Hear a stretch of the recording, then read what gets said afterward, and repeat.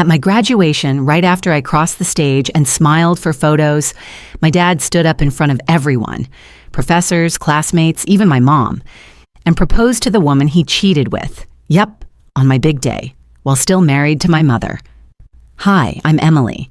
And instead of remembering my graduation for the tassel flip or the proud tears, I remember standing frozen, champagne in hand, as my dad hijacked my moment for his. So let me ask you, if your parent turned your biggest milestone into their scandal, would you walk away, say something, or stay silent like I did? Drop your thoughts below. I need to know, am I overreacting? Or was this way out of line? Graduation morning always seemed like something that happened to other people. Smiling families holding flowers, tassels flipping as caps soared into the air, happy tears, too many camera flashes. It all felt like a commercial for a life I'd never quite lived. But that morning, it was real. It was mine. Mom picked me up in her blue Subaru just after 8 a.m. sharp, just like we planned.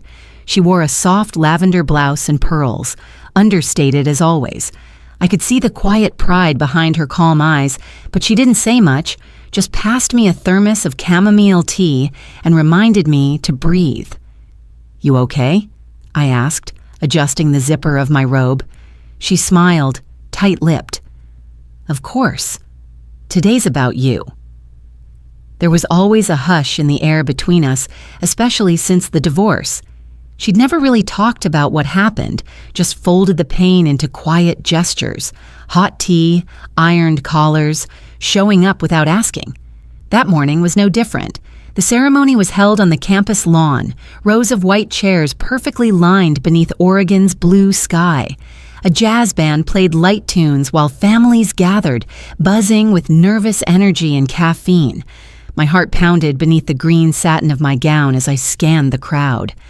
I spotted Jared first, handsome in a light gray suit holding a small bouquet, and then Dad, standing a few feet away. He waved like he was hailing a taxi, beaming, eyes too wide behind his sunglasses, and right beside him, no one. I exhaled.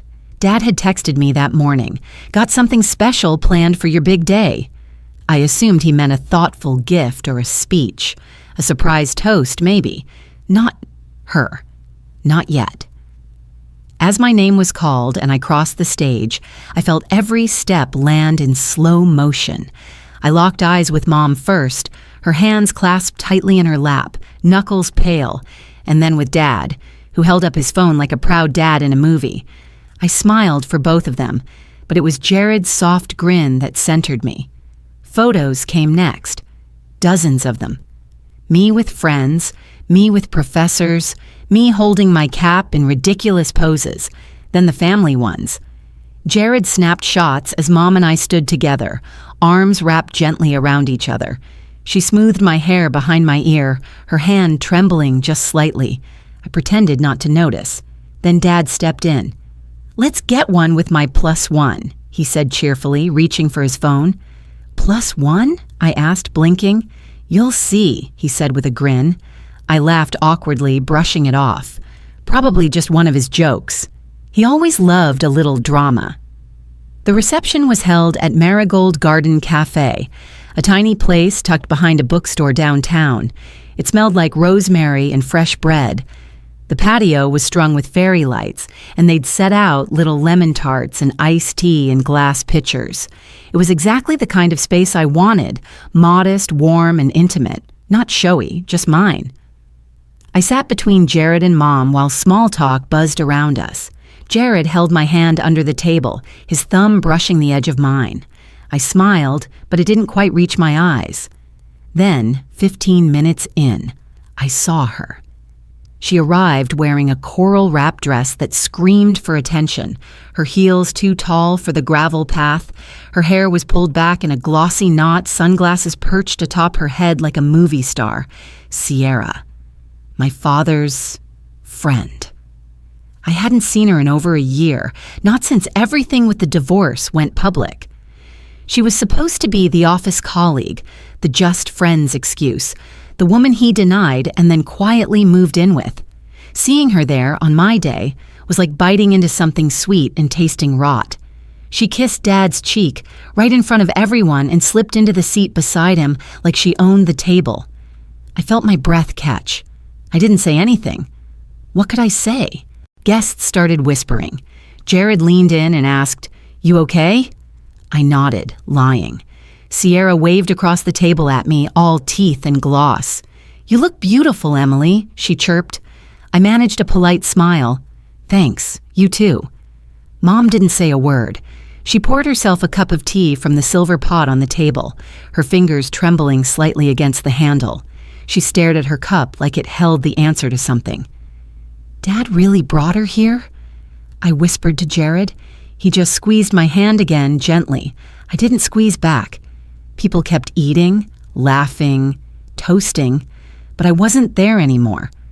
I was floating outside of myself, watching it all like a bad episode of a family drama I never signed up for. Then came the clink. Dad stood tapping the side of his wine glass with a butter knife. The sound cut through the chatter like a warning bell. "Before we wrap this up," he said, smiling that too wide smile, "I have something very close to my heart to share." I stared at him, frozen. Jared's hand gripped mine tighter. Mom looked up. Finally, eyes narrowed. Sierra placed a manicured hand lightly over her mouth and giggled. And in that instant, I knew. Whatever came next, this perfect day was no longer mine. I used to think heartbreak sounded like shouting, like crashing doors or raised voices.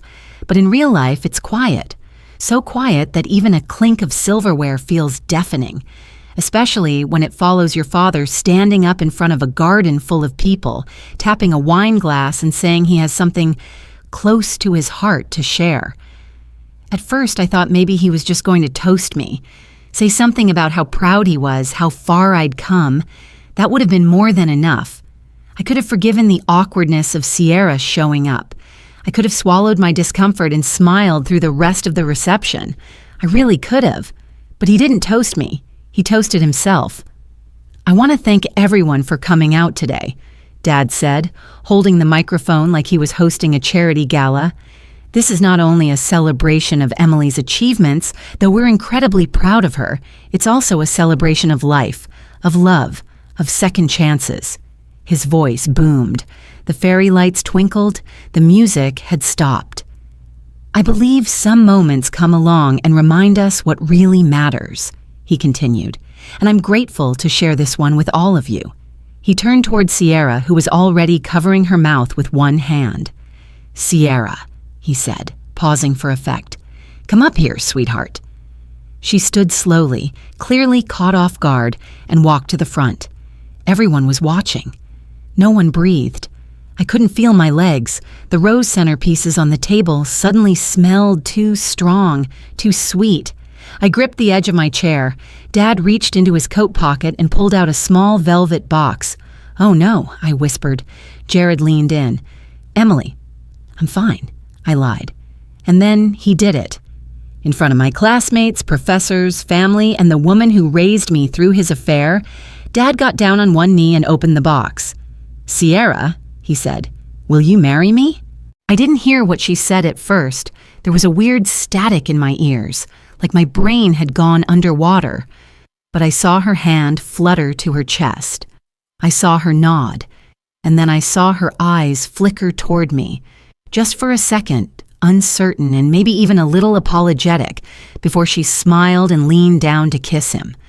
The crowd clapped, but it was that half-hearted, unsure kind of applause. A few people looked around, clearly uncomfortable. One of my classmates at the next table took out her phone, holding it just low enough to pretend she wasn't recording. Aunt Valerie tilted her head, her expression unreadable, arms crossed like she was bracing for an earthquake. Mom didn't cry. She didn't scream or leave.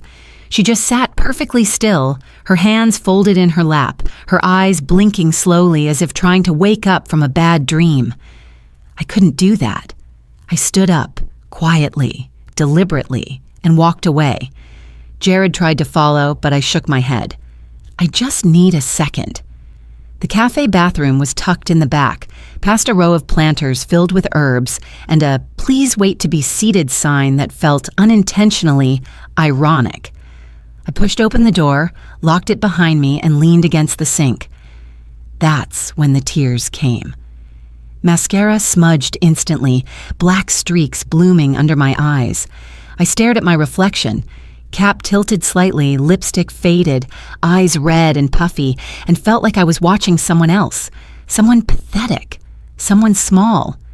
The woman in the mirror had just had her milestone moment rewritten by someone else's spotlight. She was no longer Emily the graduate. She was Emily, whose dad proposed to his mistress at her graduation reception. I splashed cold water on my cheeks, hoping to slow the shaking in my hands. My fingers were numb.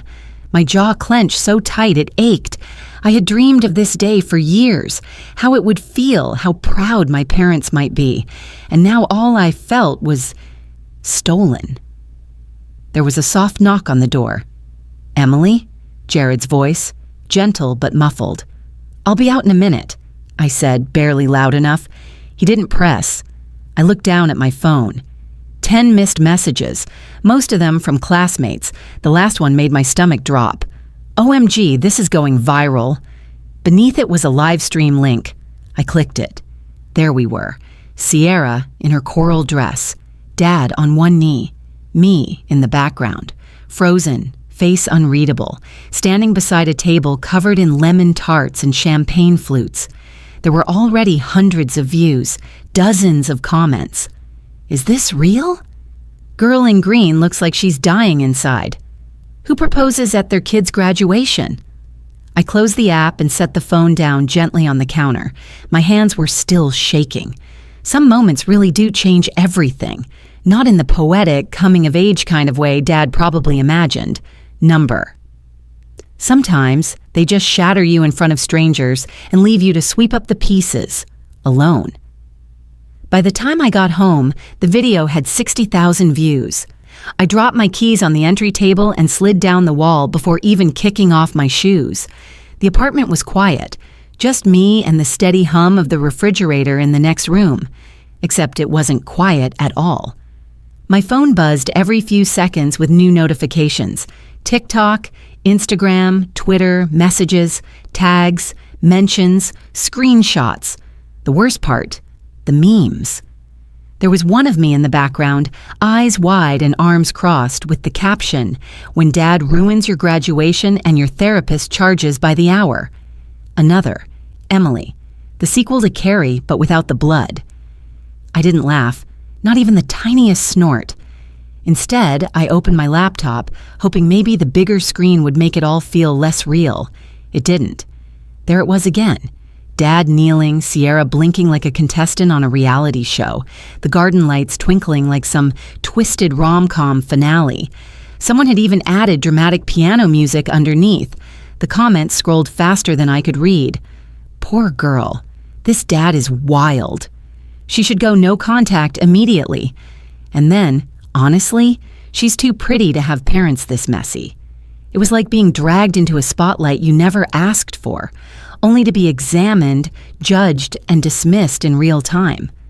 I closed the lid with a snap and buried my face in my hands. Somewhere in the haze of exhaustion and humiliation, I heard the front door creak. Jared had a key.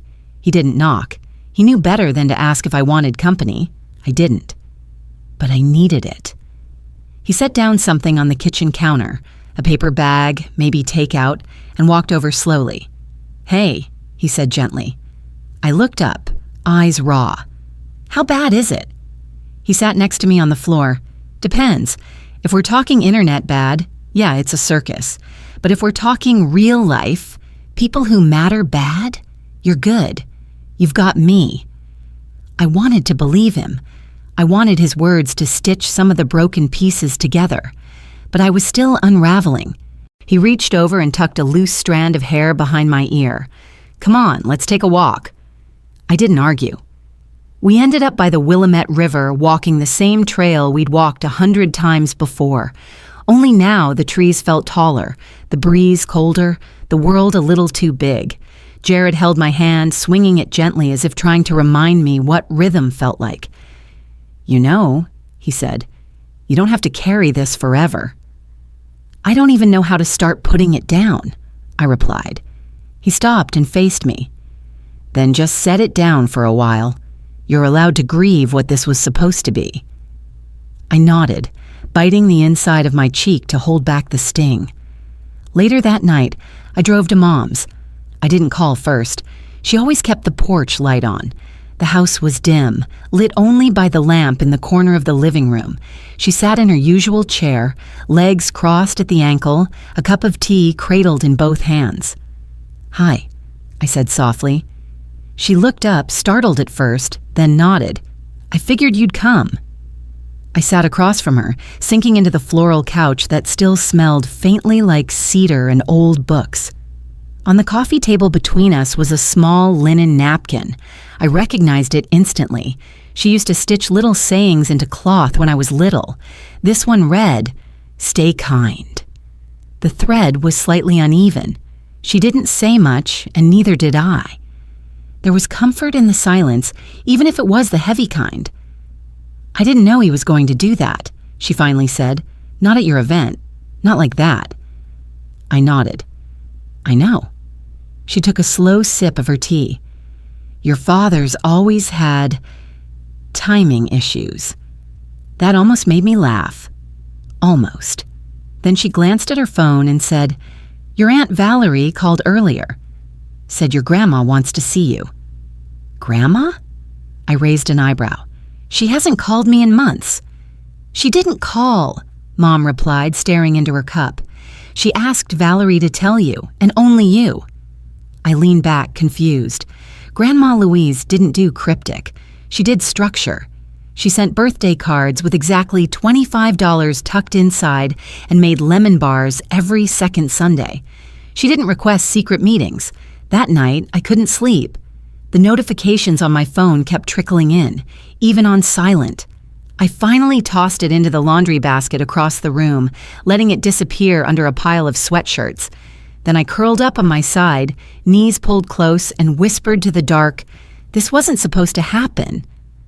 I didn't know if I was talking about the video, the proposal, or the whole messy story my life had turned into. Maybe all of it. The next morning, just before sunrise, my phone buzzed again. From the laundry basket. I ignored it until the screen lit the wall. A text from Mom. "I think she's changing the will. You should go." I hadn't spoken to Grandma in weeks. Not since Easter, really. She'd sent me a card back in March. Simple gold foil script, "You make us proud," and a crisp check tucked inside like always. That was before the proposal, before the memes, before my name started trending for all the wrong reasons. Now she was calling a family meeting, and I was the only one she'd asked to come early. Mom drove me to Grandma's house that afternoon. We didn't speak much on the ride. The only sound was the soft hum of the road and the occasional blink of the turn signal. The sky was the color of steel wool, heavy with unspoken tension. As we pulled into the long gravel driveway, I stared at the familiar white-pillared house, Grandma's personal version of Mount Olympus. Nothing ever changed here. The hydrangeas were always pruned, the flag always freshly hung, and the brass knocker on the red door always polished. "I'll wait in the car," Mom said, her eyes fixed on the dashboard. "You sure?" She nodded once. "This is between you and her." I stepped out into the cold air and tried to shake the nerves from my hands. The porch steps creaked under my feet, and as I reached the top, the door opened. "Right on time," Grandma Louise said, not smiling. She wore a navy blouse, pearl earrings, and black slacks with a crease so sharp it could slice paper. Her hair was pinned in its usual bun, not a strand out of place. She looked like she was preparing for a Senate hearing, not tea with her granddaughter. The house smelled like lemon furniture polish and old books. Somewhere, classical piano music played softly, Debussy or Chopin, I couldn't tell. It was exactly as I remembered it, except this time I felt like an intruder. She gestured toward the parlor. "Tea's already out. Sit." The table was set for two. porcelain cups, a small lemon loaf on a glass stand, and folded linen napkins embroidered with ivy. I sat down gingerly, the cushion too stiff. Grandma poured the tea without a word. Earl Grey, steeped just right. "You look tired," she said, finally breaking the silence. "I haven't really slept," I admitted. She gave a small nod. "I imagine not." Then she reached to the side table, picked up her tablet, and tapped the screen. My stomach tightened. There it was, the proposal video, the same clip I'd seen looped 100 times. The moment Dad dropped to one knee, the polite applause, my stunned face in the background. She let it play all the way through. No commentary, just the music of my humiliation. When it ended, she turned the tablet over and looked at me. "How do you feel seeing this?" she asked, voice even. I stared down at my teacup. The lemon slice floated silently on the surface. "Embarrassed," I said. "Sad, angry, I guess. All of it." She nodded slowly. "Good." I looked up, startled. "I wanted to know if you'd been honest with yourself about it. Your father," she paused, choosing her words, "has always chased spectacle. But this crossed a line." I didn't respond. I wasn't sure what she wanted me to say. Grandma leaned back slightly in her chair, her posture still perfect. "This family has always valued dignity. We handle our messes privately. Your grandfather built our name over decades, quietly, with integrity, and your father decided to turn a family event into a public circus." I felt heat rise in my chest. He said it was about love, about second chances. She raised an eyebrow. "Love doesn't need an audience." There was a long pause. Then she reached into a drawer by her side and pulled out a thick file folder. "I've made some decisions," she said, setting it on the table. "Not out of anger, Emily, out of principle." I blinked. "What kind of decisions?" "I'm removing your father from my will." The words landed softly, but their weight shook something in the air. "Wait, seriously?" She nodded. "Effective immediately. No more allowances, no more inheritance. Everything will be split equally among you and your cousins. It's time the next generation takes over, quietly, responsibly." I didn't know what to say. It wasn't that I disagreed, it was just huge. "I'm not doing this to punish him," she continued. "I'm doing this to protect the family's future and to honor the ones who still understand what that means." I swallowed hard. "Would you have done this if the video hadn't gone viral?" She held my gaze for a beat. Then, with a cool calm that only she could master, she said, "I would have done worse." Something between a laugh and a gasp escaped me. I wasn't sure if it was relief or fear. She reached into the folder one more time and pulled out a sealed envelope. It was thick, ivory-colored, and had my name written in perfect cursive across the front. Emily. "This is your legacy now," she said, sliding it across the table. "Open it when you're ready." I didn't take it right away. My fingers hovered above it, then finally closed around the edges. The paper was smooth, heavy, important. "I'm proud of you," she said quietly, "even if your father tried to overshadow that." I didn't cry, but I lingered a moment too long, my fingers tracing the seal like it could explain something words never could. As I stood to leave, Grandma reached out and gently touched my forearm. "Dignity is not silence, Emily. It's knowing when to speak and what to say." I nodded, my throat tight. Outside, Mom was still waiting in the car, engine running, hands resting in her lap. I slid into the passenger seat and held the envelope in my lap like it was made of glass. "Well?" she asked. I looked straight ahead, then whispered, "Everything's different now." He wanted to meet for coffee. He texted me late at night like people do when they're hoping their message will get buried beneath dreams. "Would love to talk. Just us. Coffee?" I stared at it for 10 minutes before replying with a simple, "Okay." I didn't agree because I missed him. I wasn't even sure I wanted closure, but I did want clarity. From him, not from social media comments or grainy video loops. We picked a place downtown, not too close to campus, not too far from neutral ground. It was the kind of cafe that smelled like ground espresso and rain-damp jackets, exposed brick, oversized mugs, indie playlists humming just above conversation level. He was already there when I walked in, seated at a corner table by the window, 2 black coffees in front of him. He used to take his with cream. Now he drank it straight, or maybe he just wanted to look like he did. He stood when he saw me, smiling a little too wide. "You look great." I slid into the seat across from him. "Thanks."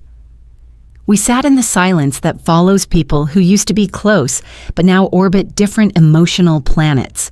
He pushed one of the cups toward me. I nodded. We didn't touch. "So," he began, light, casual.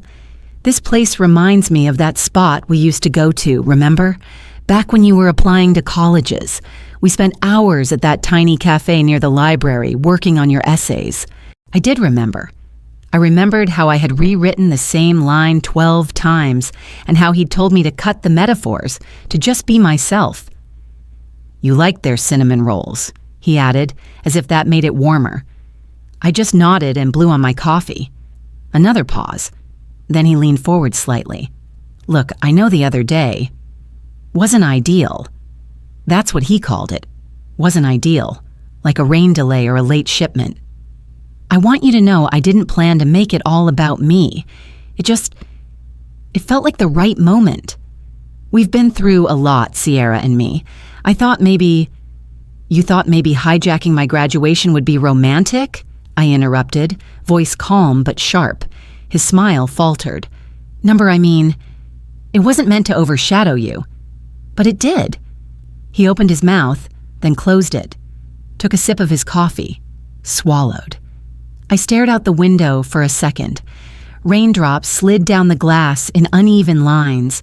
The world outside kept moving, unbothered by our awkward reunion. "Did you even think about me that day?" I asked finally, voice quieter. He sighed. "Of course I did. You're my daughter, Emily." "But not your priority." He flinched, just a little. But I saw it.